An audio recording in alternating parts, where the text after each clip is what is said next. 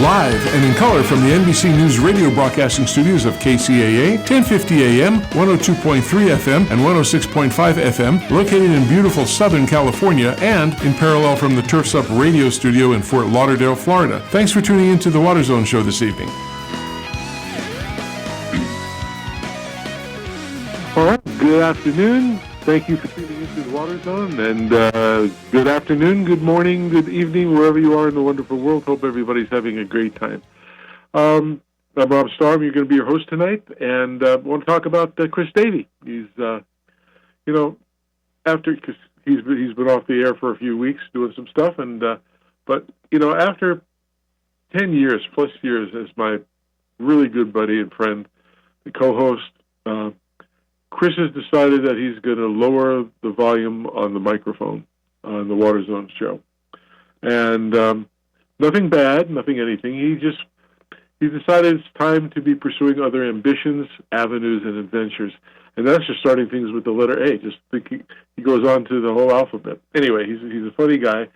He always begins the show with a dad joke or a silly saying, but ultimately he comes down to being a very knowledgeable and insightful person with a true respect for our industry and the people. So he wanted me to let you know that he's going to miss it, but life is what it happens, and while you're busy making other plans, and that's something John Lennon says, so he's going off to that. He has two daughters, two wonderful, beautiful daughters. They're not teenagers, they're adults. And Mrs. Davey is hoping that they can get a grandson or a granddaughter out of it, and so they want to be around for that, and probably move to. If Rachel, the older one, wants to have a child, they'll probably move out to Arizona.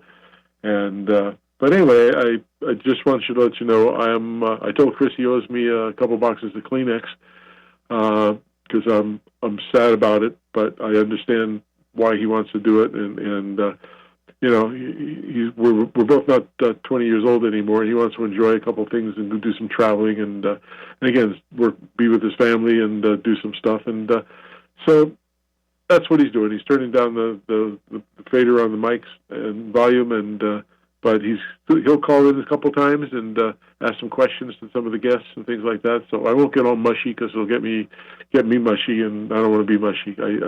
He's my trusted friend for over a decade, and I wish him the best. And we do talk every day, just so everybody knows that. That's never going to go away. And he calls me, I call him, and sometimes it's several times a day, and we joke about it. We go out to dinner with the wives, and even with our first host that he replaced, Mike Barron.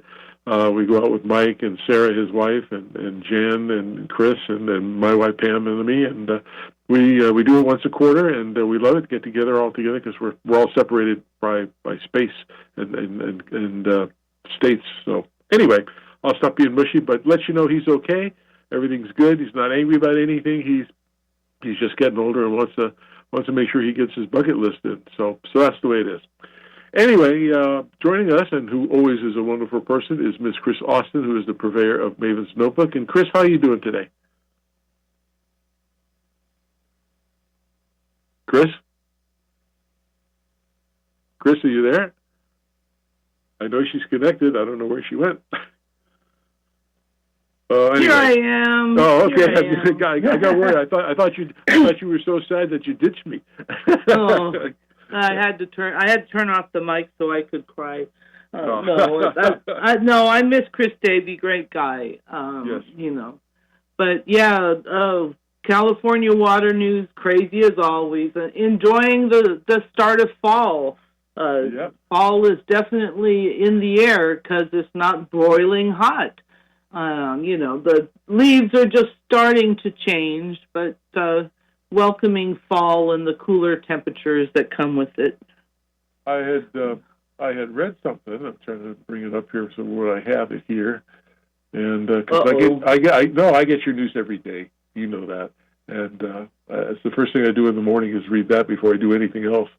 But there's a couple things that are interesting me. It brings Mr. Newsom involved again, and his bid to fast track Delta Tunnel, and what happened. Oh, yeah. Well, this is the budget trailer bills that were talked about back in May. when they were actually doing the budget, and they continued to try to move this legislation. They continued to call it budget trailer bills even after the budget was approved and signed. So I'm not so sure that there's still trailer bills to the budget if the budget is signed, but that is how it was worded in the press. But this is legislation that's kind of needed to move this Delta Tunnel project through. The Delta Tunnel is needed as a way to shore up the supplies coming from Northern California to Southern California, and most notably Southern California, Los Angeles, and all that. And so it's been a very controversial project. It was talked about back in 1982 as the Peripheral Canal, and it was put to a statewide vote and was soundly defeated, 98% to 2%. Wow. I mean, really soundly defeated. And so, it wasn't talked about really until Governor Schwarzenegger came onto the scene, and he started was the beginning of what is now the Delta Conveyance Project. It was back then called the Bay Delta Conservation Plan, and has come through a number of evolutions. It was first conceived as a canal, and then they decided that a tunnel would be better, and then it was two tunnels, and then when Newsom came on, then it became one tunnel. And Newsom's been working on it ever since, and so this trailer bill is needed because there are some hitches in the legalities of building this tunnel that were only going to be able to be solved by legislation, and was very controversial, the legislation. And this type of trailer bills, I mean, they were really trying to circumvent the public process. And I mean, this is something that happens on the federal level, too. The idea is you write this little trailer bill, and then you stick it into another piece of legislation that everybody has to vote on, something that must pass. And that's how a lot of things get done, unfortunately at the state level, and also very much so at the federal level. And this is nothing new. Both parties do this. Sometimes those trailer bills are for simple things, legislative things that aren't really a big deal and aren't controversial. And sometimes it's a way to get controversial things through that would never survive a vote. So, but the effort to get these bills through did fail, and so it has the people that want to build the tunnel, Southern California, and the water contractors vowing that they're going to get this legislation through in the next legislative session, and it has those that are against the tunnel, the Delta advocates and the tribes, claiming victory that they defeated this legislation. And they worked very hard at doing that. They held rallies on the Capitol steps. They rallied their constituents through social media. They did, they really, they pounded the halls and talked to the legislators. They really worked very hard to defeat these bills. And so we'll see what happens. I mean, we're really at the situation, the governor is going to change next year. It's not going to be Newsom. He's terming out. Right. And the chances that another governor is going to come in and want to pick up this controversial project that's been twisting in the wind for the past 16 years. Yeah, it's slim to none, and he's on his way to somewhere else because they don't want to touch it. Charlie Wilson, who's the executive director of the Southern California Water coalition. He was deeply disappointed that the DCP permit streaming bill was not given an opportunity for full legislature vote. And everybody's weighing in. I mean, everything you wrote this morning. I mean, I couldn't believe all the agencies and people who are against it, and people who are for it. It's just like, for me personally, I wish they would take all those people for and against and go do something about the train to nowhere that California is building and spending gazillions of dollars on that. I think that's more important. Well, not more important. I think they should stop that and save tons of billions of dollars for that and use it for what they need for something else like water. But I don't know. It's the bullet train is amazing. It's the initial funding for the bullet train was put to a vote, and California voters approved it. I was not one of those. I thought, oh gosh, and I was just kind of shocked that it did go through. But and so back when those funds were available before they got expended, a lot of people were saying, well, instead of the train, let's take that money and let's build dams, stop the train and build dams. But the voters voted for that money to be spent on high-speed rail. And the governor and the legislature cannot subvert the voters' will and take that money and direct it to somewhere else, not if the voters voted for that. Yeah. So there was just not a possible thing to do. Now that it's done, when you drive through Fresno, the infrastructure that they have built for that train is massive. Yep. And it's hard for me to think that nothing would happen with that. Well, I understand. I mean, it's sliced through quite a bit of town, this big concrete behemoth.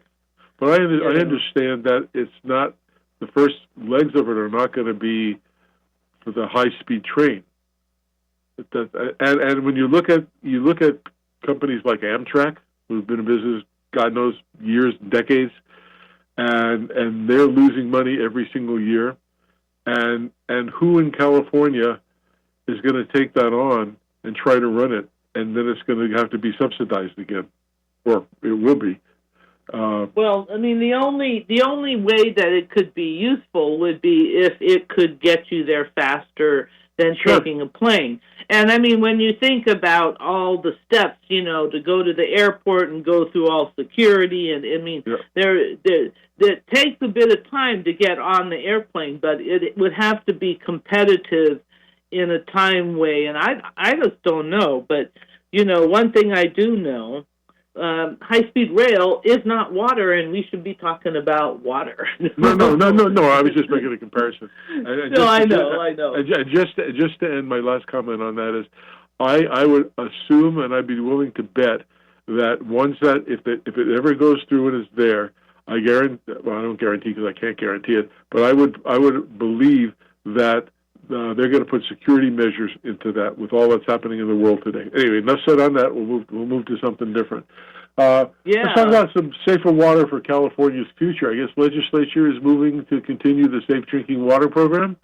Yes, this is a bit of good news, and actually, I think this is the one thing that is going to be what one of the bigger accomplishments of the Newsom administration is he really came on and really put a lot of focus on cleaning up the contaminated drinking water in the San Joaquin Valley, which is extensively, there's extensive groundwater contamination, and a lot of small towns, agricultural workers, disadvantaged communities that are dependent on this really bad water.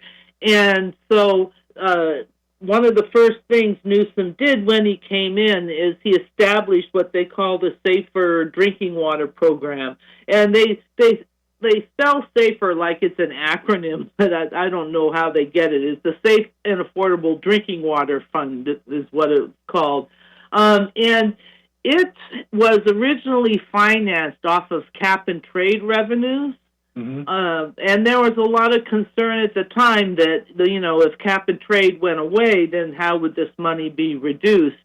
and or how would we pay for that? And so the legislature now has extended the program, and some of it will come from the recent Proposition 4, but they have come up with funding to extend the program through 2045. And it's going to take a long time to clean up. I mean, it's extensive, and these are small communities, but they have done quite a bit of work and accomplished quite a lot. There's just the scale of the problem is tremendous, which is why it will probably take until 2045 to get it all, to get everything done. But they've done an amazing job providing replacement water or filters, or sometimes, in some cases, they're taking smaller communities on the outside of larger communities and connecting up the water systems so that, there's better water running through the system. So the consolidations have also been very successful. So, I mean, this is one of the things that is good about what Governor Newsom has accomplished. Yeah, that's well. We want to see our people who are in charge be successful and help the public. That's the important factors. And every elected person hopefully has some wins and other things that people won't like, sure, but praise should go where praise is no, you're correct. Well, let's get a fishy story in here, because I know Mr. Davey would love to hear something about that. But some legislation protecting the tribal rights and salmon in the Klamath River that passed the Assembly. That's a good thing. Yes, and this is going to help out with the salmon and help the tribes in the area. This legislation was introduced with the Karuk tribe in Northern California. So it's going to, maintain river flows in the Scott and Shasta rivers, which were, this has been kind of a flashpoint, I think, in Northern California on these two streams, where there's a lot of agriculture in the area, and they pumped a lot of groundwater, and the rivers tend to run dry. So this is a good step in providing flows for the fish now year round. Yeah, well, it goes to them. It helps the tribal communities. It helps give certainty to farmers. I think it's a good thing, and so I'm glad that went through. So yeah, absolutely. Hopefully the harvest is there. So now you had mentioned, I've been reading about that California is going to help solar bloom, or by that I guess you mean enlarge where water runs dry. What's that about? Well, we have a lot of farmland that is kind of coming out of production for lack of groundwater, for lack of surface water, quite honestly, because in a lot of ways, I think in a lot of parts of California, agriculture is what we might consider overextended. Like, we don't really have water to maintain all this acreage of farms that we have in operation now. Groundwater is running out, and we need, we have issues in our rivers too. So turning to solar farms has been something that, farmers have been able to do with their land in some cases. One of the big problems is connection to the grid and creating enough power to be able to connect to the grid. But people are being able to work around this. Now but some of the farmland has been dedicated to stay into farming through a program called the Williamson Act, which farmers are paid money to keep the land in farming. But if you don't have water to farm the land, it's really a problem. And so this this legislation is proposed where they're going to allow the farmers that have Williamson Act to be able to put solar on their plant on their land. So it's going to make it easier for those that had signed it up for this Williamson Act.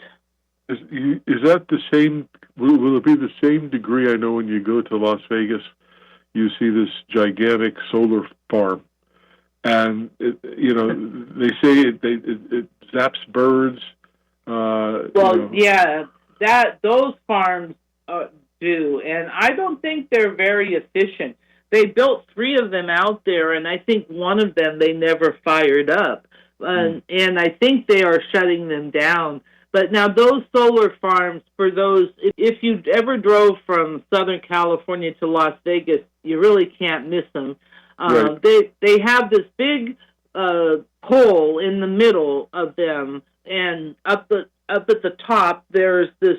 That's where they put salt up in the top of this tower, and then they have all these mirrors positioned in a circle around this tower. And the mirrors are all tuned to concentrate the solar sun at the salt that's in the tower. And this is the way that they can extend the power generating into the night, because it superheats the salt, and then they use that to run the steam engine that takes the wire and moves it around in the magnet to create electricity. I mean, I think what's really amazing, if you know anything about electrical generation, is that with the exception of photovoltaics, it's all about the wire running around in a circle of magnets that creates electricity. And everything, whether it's you're burning coal or it's natural gas,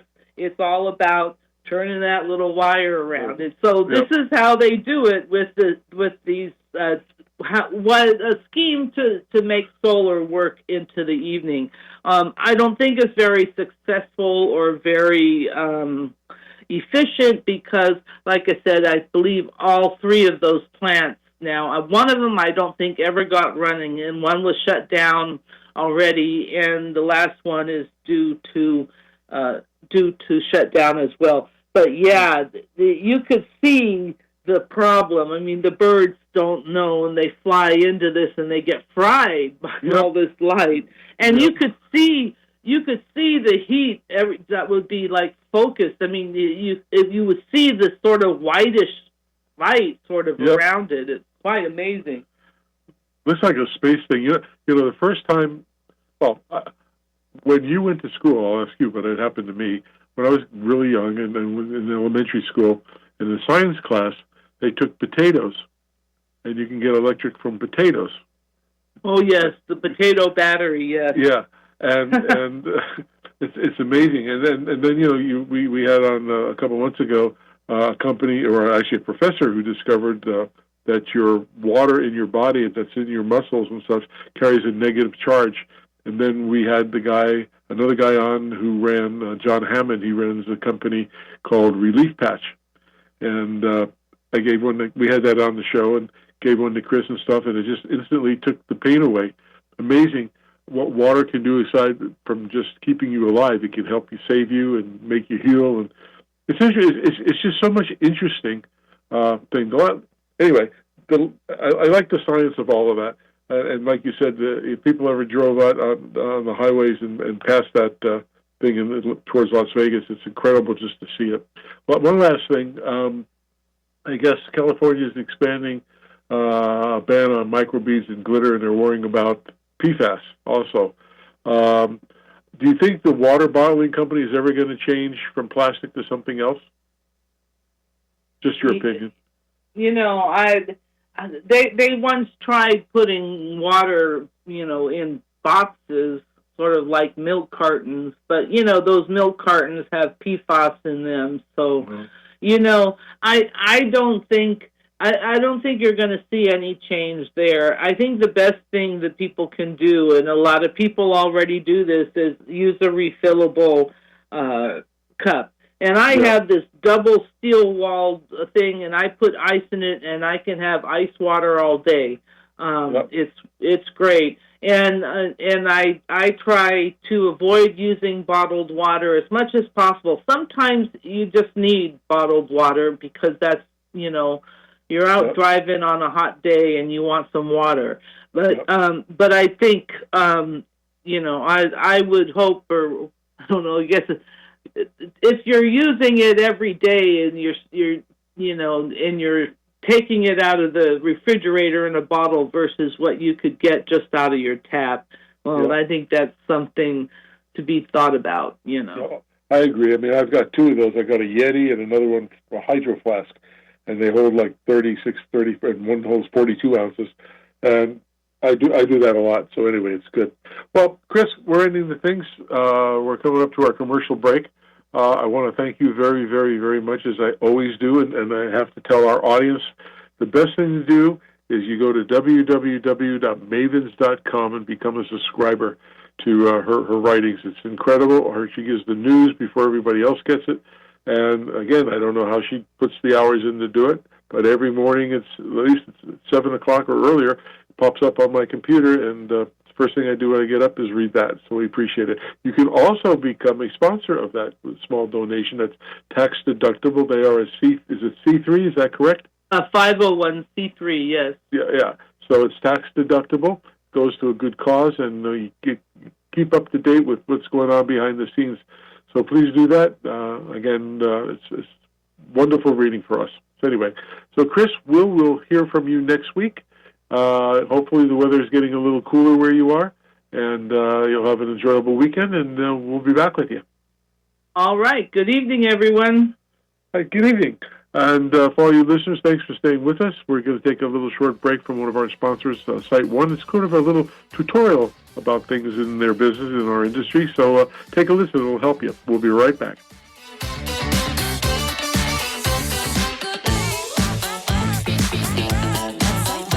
Continuously improving our digital features to make your business run smoother and save you time.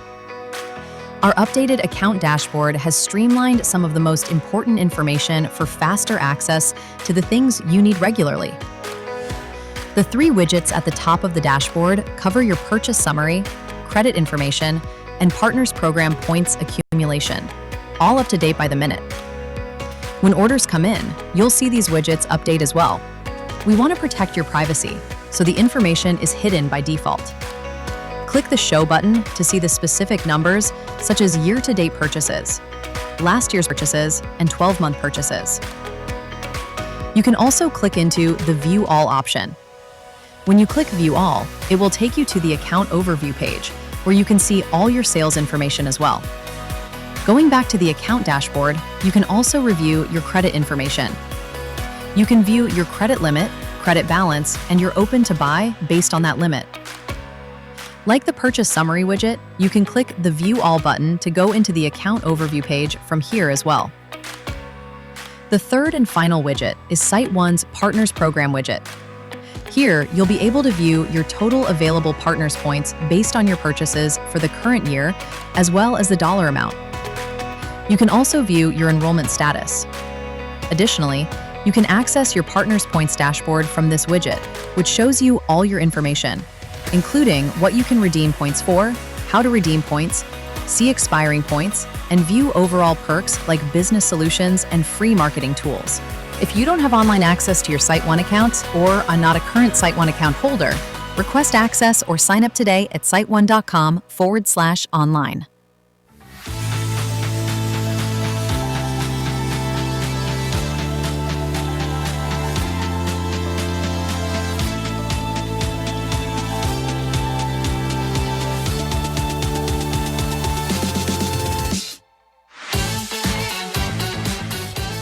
All right, welcome back to the second half of the Water Zone Show, and I appreciate you guys and ladies tuning in.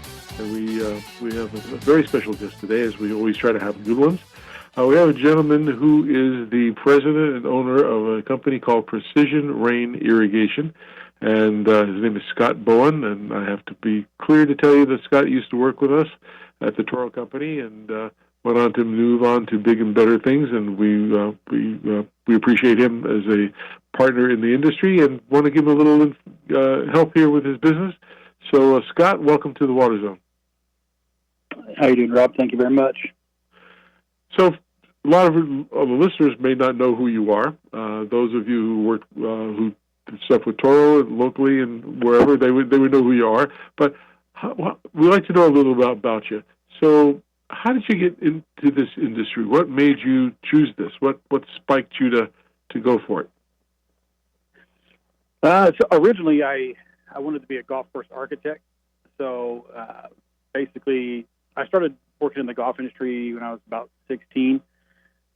Just summer jobs, stuff like that. Nothing crazy, but I drifted towards irrigation and liked it, and then worked at a couple other, I don't want to say smaller companies. One was at the airport in Columbus, Ohio, that I was spending some time at, doing landscape and irrigation. So my thought process was to jump in with both feet. I wanted to design golf courses. It was very interesting to me, and I talked to a very renowned firm in the Columbus area, Herds and Fry, and Mike Herdson told me that I'd need a degree in civil engineering and a degree in landscape architecture, and then a master's in one or the other. So I had a little bit of ways to go to finish up school. And then they also, at that time, wanted at least a year in the field, working for a golf company, whether it be Wadsworth, Landscapes Unlimited, or someone private, local, or whatever. I found a company locally that was owned by Jim Burkhart, and now it's owned by DJ Plotner, back in the Ohio Valley area. So I started to work for DJ when I was, I think, probably 19-ish, maybe 20. And then just locked in from there. It was very interesting to me. He was a huge mentor for me, put me on the right path, gave me the right tools to succeed. And then I started from there, and then moved to the Phoenix market to kind of follow back to that goal of mine of designing, and then worked with a man named Steve Sisler with Spectrum Irrigation Consulting. Was with Steve for a little bit, and then kind of moved on from there.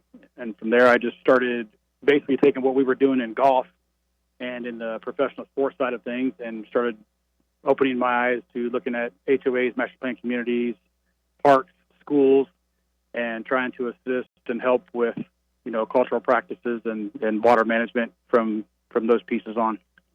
Well, that's a lot. So you had good mentoring. That's the part of the thing, getting the right people in the industry to give you some knowledge and guidance, and that's awesome. So the business that you're doing now, do you do residential, commercial, a mixture, or sports fields? What's your target audience? I would say our target audience is large turf areas. Heavy water users is probably the main focus.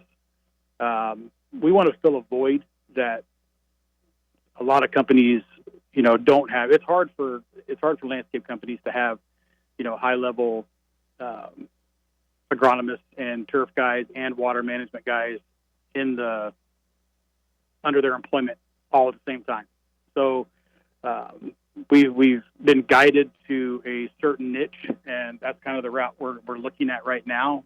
We've had some large companies on the landscape side that want to talk partnering up with us to help them. But basically, we're going to go in and we're going to lay out, programs and cultural practices that we feel is best for the Southwest and anywhere in the U.S. Really, I mean, we're going to be bouncing all over the place. Mm-hmm. So we're going to be more consulting and giving a path and assisting with that path being followed, versus, doing any of that kind of work ourselves. We want to push as much as we can back to the landscape companies and back to the ones that want to do things a little bit better than the standard practices that are happening currently. So you'll work with like arborists, horticulturists, hardscape installers, and just ensure the expertise across the different landscaping areas. That's the way I understand that, correct? Yeah, I mean, we'll like I said, we'll float more in the non-landscape stuff. So we'll be focusing on turf grass, irrigation, synthetic practices, stuff like that. I don't want to mess with too much of the landscape side of it. That's not my world. That's not my realm. I want to stick to where I can help the companies and the clientele the best that we can, and give them the best service that we can offer, while at the same time giving them a better plant and a better turf and a better water program than what they're currently using at the moment. I bet through your career you saw lots of problems or issues with customers on their properties. What is some of the disastrous ones that you've ever encountered? Some of the worst ones. Yeah, and how'd you resolve them? We just went in and stayed diligent and explained to them, like, look, if you have a certain expectation, I don't want to put words in landscape companies' mouths, but we all dealt with the same thing, where you have the clientele that has the low budget, but they want Disney World, and yes. Educating them on how to, you can accomplish a lot by doing the right things at the right time and putting the right product out, as far as fertilizers and watering and stuff like that. You can accomplish a lot with that lower budget, but there's got to be a compromise, and that's what we're trying to help do. We're trying to say, hey, HOA X, this is what we're looking at. This is what you need. This is why you're having these problems. Let the landscape company help you with a little bit of our guidance, and the landscape company's happy. They're happy because they're getting the performance of what they're paying for, or they think they're paying for, in the long run. So we're just trying to open their eyes a little bit. It's more of an education thing. I've had a lot of people ask, are you guys consultants? Are you guys going to do installs? What's your plan? Since my background, I'm working on year 33 now. So, I've been around for a while. For me, it's the education in the irrigation and turf industry is not where it needs to be, especially in the irrigation and water management side of things. Right. I know there's a lot of people out there that want to do it right, but when it comes down to it, there's a whole bunch of other avenues going into the landscape side of the business that they don't necessarily see the development and the worth of what water guys like myself and some of these other big hitters across the country that are doing. So we're trying to educate, open the eyes. We want to educate school districts on how they should be doing things, help them.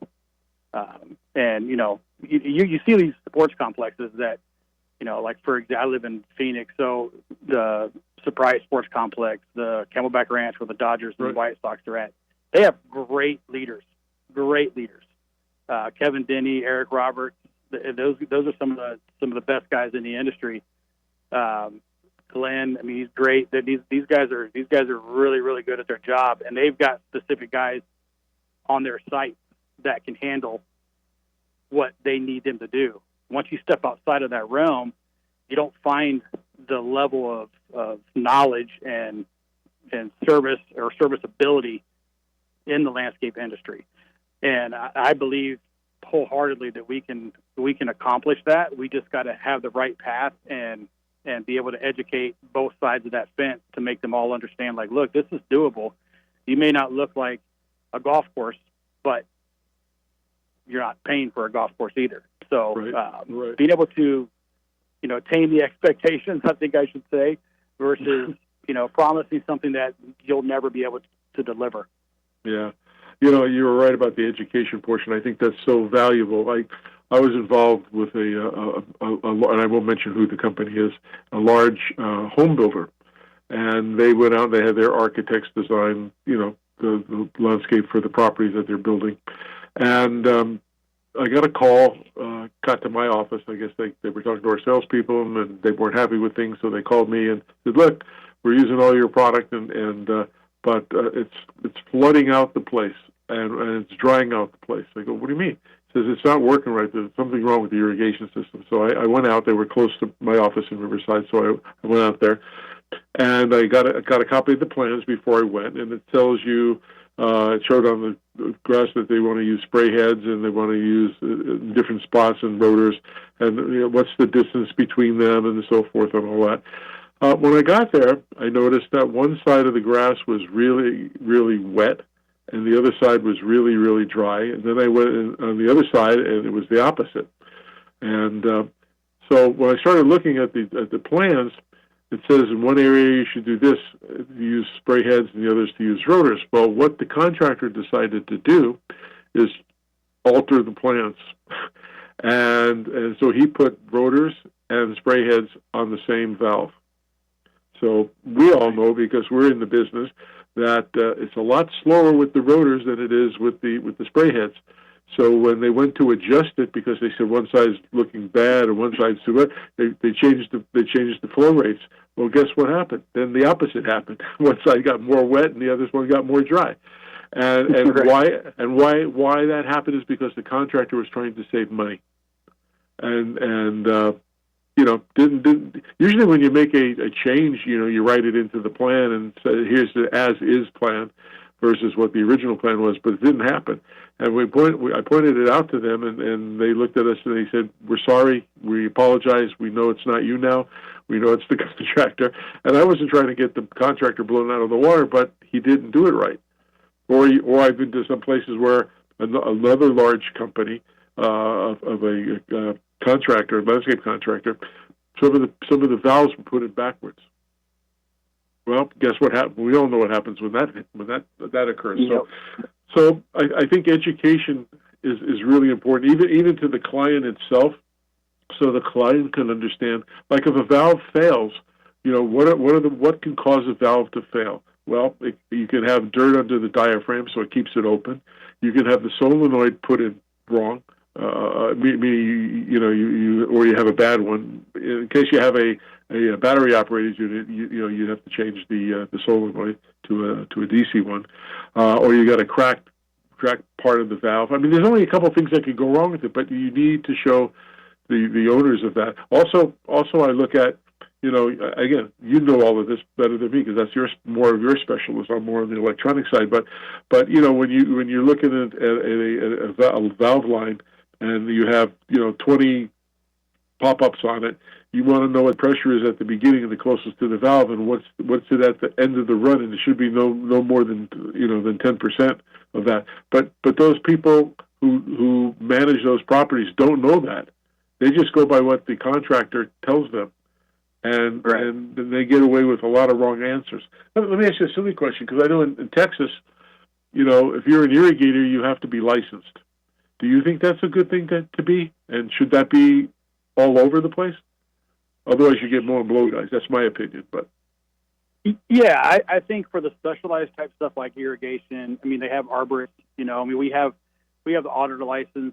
I don't know if you need to be certified in every state, but I think that if you're doing certain types of work, you should have. The IAA has a list of certifications that you can get. I think you should be able to obtain at least one, maybe two, depending on the work you're doing. I do think that the Texas irrigator license is it can be tough. I mean, it's a nice course. It's a good exam. It's a good certification to have. I think that it's about regulation. At that point, it's hard to keep up with all these people that are taking these tests. So, I've done plenty of work in Texas over the years, and I still see the same stuff that goes in the ground that's not of states that don't have the regulation. So, I think it's tough. I think it's hard for them to try and keep a handle on. But I think that some kind of certification. I know in Arizona and Nevada. They're doing, their own. Arizona Landscape Contractors has their certifications. I think that stuff's great. Southern Nevada Irrigation Association, they're just getting started with doing some irrigation technician training for some certifications and exams. I'll be teaching those classes for them, actually, myself. So I think everybody's moving in the right direction. I think people are understanding that education is the key to all success. There's too many people that are just willing just to throw stuff out. I mean, we run into it all the time, saving money on, let's put out a residential valve instead of putting in the commercial valve that was spec'd.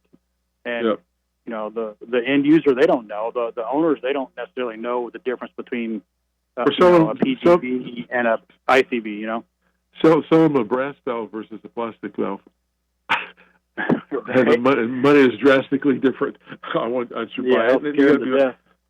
You guys, you're going to be involved with the design process, right? And client collaboration between what you guys do. Is that correct? I mean, I think we will at some point. I think what we're going to focus on initially to get things started on is if we're in that situation of consulting, not necessarily doing the design, but making sure that what's being designed by the architects or the consultants is actually being put in the ground. Yeah. So, I mean, we run into a ton of situations where it's brand new, and there's a ton of valves out there. There's a ton of heads out there. There's a ton of, whatever the irrigation product is that they're using, and it's nothing what was spec'd. Yeah. So, and then you have to deal with the manufacturers at that point because, I took a call the other day from a manufacturer that was like, "Hey, I heard you're changing our spec to something different," and I was like, "There is no spec." So no, I'm not changing your spec. I'm just putting in what the client said they wanted. So, had nothing to do with us, but because we were the ones touching it, we got the call. So, it is what it is, and I think we're just going to push education and accountability, and hopefully that helps change the industry a little bit. We're small. We're just getting started. I have some great guys. I have some of the best 2-wire guys I've ever had working with me right now. So it's fun. We get into all kinds of crazy stuff that you wouldn't necessarily see on a day-to-day, and that's what keeps us motivated. That's what keeps us moving forward. Oh, that's a good thing. How has technology helped your industry? And besides that, where does it lack? Where does it need more attention? Your opinion. So, my opinion is, and I made this comment to a landscape contractor the other day, where I said, there's no reason to be putting in any type of head that doesn't have some kind of check valve in it, or at least some pressure, or with pressure regulation. So, their comment was, well, yeah, but it's really expensive. We can just put these, $2 pop-ups in and we'll be okay. And I'm like, look, man, I don't give them the option. You're getting a pressure-regulated zone with a check valve, and that's just the way it is. Ask them, do you ever ask them? If don't. I was going to say, do you ever ask them if they've seen the geysers when that happens? If they don't have a check valve? Right. No, it's a mess. And for me, we just don't, like I said, I just don't really give them the option. The difference in price isn't big enough. I'd rather, and this is going to sound crazy as coming in as a business owner, but I'd rather sacrifice a little bit of my margin to put in what's right to conserve water than I am, just throwing a heavy margin on it and just putting in whatever makes me the most money. Right. For me, it doesn't make a whole lot of sense to do it that way. Conservation, water is a problem. I mean, you just was on the phone with Chris going over. I mean, it's an issue, and it's not just in California, and it's not just in the Southwest either. I mean, we're watching. My guys are actually in Florida right now helping out a company over there, and they're running into the same problem. The water's just not there, and the water that is there, we're wasting.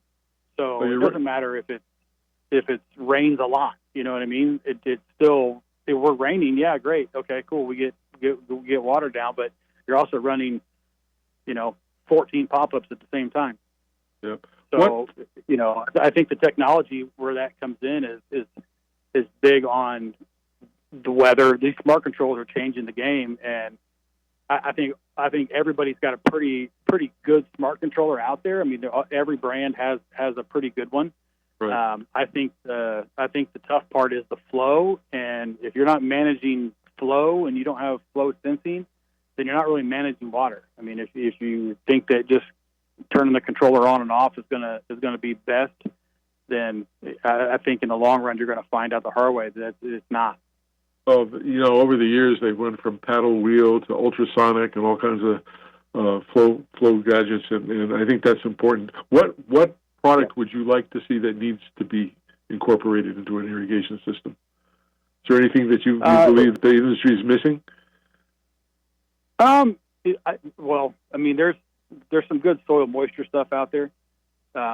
Everybody's, more people are coming out with, or more companies are coming out with, pressure gauges, pressure switches, stuff like that for for the system. I think regulating as much as you can is probably the best. But having a solid flow sensor is key. The shared flow is a big deal nowadays, because over the years, it may not have been set up that way, but there's things getting tied together on the regular. There's things getting capped and cut. I mean, I had a conversation today about a zone that's right in the middle of some construction at a property, and the landscape company wants to come out and just cap both sides of the lateral. And I'm like, yeah, but what about the rest of the plants that are on that line? I mean, you're cutting off one area, but you're going to sacrifice everything. And it's still 100 degrees out here. Yep. So, then, like I said, that falls back to the education. Do some thinking, take a look at it, know what you're looking for before you just go out and start slapping caps and cutting pipe. Absolutely. You got the right attitude. Where do you see, from your position, the future of water? What are you hearing, and what do you believe is going to happen? They're renegotiating the with Central Arizona project with the water, where they're going to get it from Colorado River, who's going to get what percentage and all that. And I know out here, because I live in the West Valley of Phoenix, and they're starting to build some homes for the Hughes Corporation. They're going to put in 100,000 homes, they say, and they swear they have enough water to last 100 years. I don't know if that's to be true. I was in Mesa yesterday with the Wyland Foundation. They won a contest, which we sponsor with Wyland, on the Mayor's Challenge for Water Conservation, and they said they have tons of water stored away, and they don't have to really worry. But they are concerned down the road who's going to get allocated from the Colorado River. How do you see that? What are you hearing? I'm hearing the same. I mean, it's there's guys in the industry. Jim Koff is all over it with Aquatrack. Yeah, good man. I mean, he's very, very dialed in. He's very good at what he does, and if I have questions about what ADWR is doing, I mean, he's going to be one of the first phone calls I make, because he's dialed into I want to say the political side of it, but that's basically what it is. But I've always said that Arizona's actually done a pretty good job of water conservation, whether they knew they were doing it or not. Right. They could have been better, but I feel like we're sitting on a pretty big aquifer anyway. So I think there is water, but that doesn't mean that we just need to get crazy and start throwing it everywhere. So we need to conserve, we need to be smart, and we need to think about the future. And whatever Arizona's done in the past 20 years, we need to tighten it up and keep pushing forward. I think that there is situations where conservation is going to have to happen quickly, and for me, it goes back to the education side again. I mean, if they don't know what they don't know, then they don't know. We're just keep doing the same thing. Yeah, we're just you got in it. the wrong direction. So. How can people get a hold of you? They can. People can shoot me an email right now. We're still working on building the website. We just officially opened the doors. Well, technically, we opened the doors officially for work on Monday, the 15th. Okay. So, email is a good way, or cell phone. I mean, you can call me. Once the website's built, we'll be able to do some stuff to get in touch with us that way. But most of the people that I know in the industry have my cell phone number anyway. Okay. All right. Well, if you wanted to give it out, we want to promote you. If you want to give it out to people. I can give you my email and my cell phone number if you guys like. Yep, go ahead. Got about 30 so seconds. My cell phone number is 602-418-8434. That's probably the easiest way to get a hold of me, or the quickest way. And then my email is Scott, SCOTT, @precision-rain.com. Great. And for any listeners that didn't catch that, you can contact us at the Water Zone. We'll be glad to pass them on to you. We got to turn it over to NBC for their news hour, because they're bigger than we are. Scott, thank you very much. You're more than welcome to come back sometime and talk about some of the projects you're working on. We'd love to hear from you. And since we're close, we should get together for lunch one day. So you have a good one. Thank you for being on the show, and best of luck on your new endeavor. All right. Thanks for having me, Ruff. All right, everybody. That was a great show, and what we wanted to tell you is what Chris and I both started is please help keep our planet blue. Because if you like green, you got to have blue. Well, thanks for tuning in, and we'll be talking to you next week. You have a good, cool weekend, and enjoy your life. Thank you. Good evening. NBC News on KCAA Loma Linda is sponsored by Teamsters Local 1932, protecting the future of working families. Teamsters1932.org.